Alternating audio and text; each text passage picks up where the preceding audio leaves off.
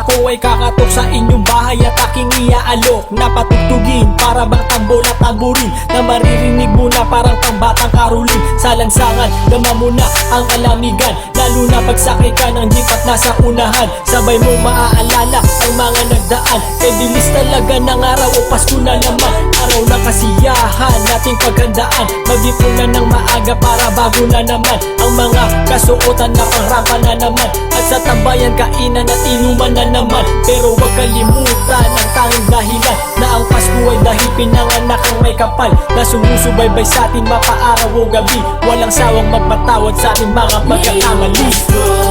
Ang tanging araw ng pagmamahalan at ang panahon ng pagbibigayan.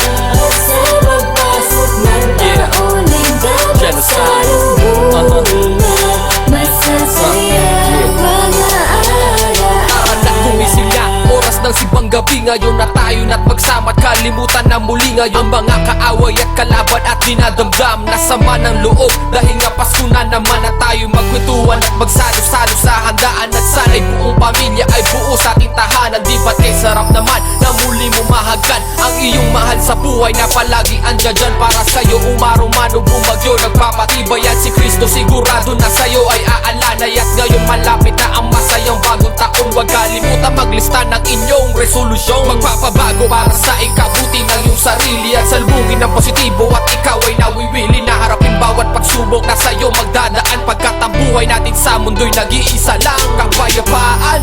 Ngayon ay Pasko na, wag nga lang sana malimutan siya.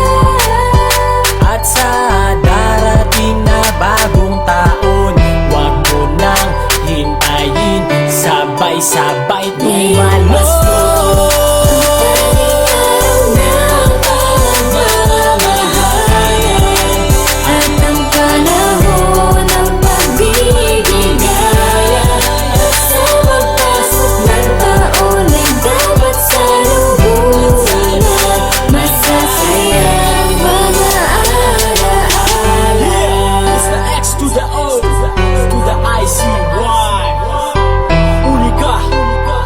Records Entertainment.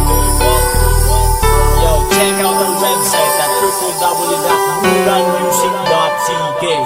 Yeah. Hey, yo, Pinoy hip hop, stand up. Let's get it.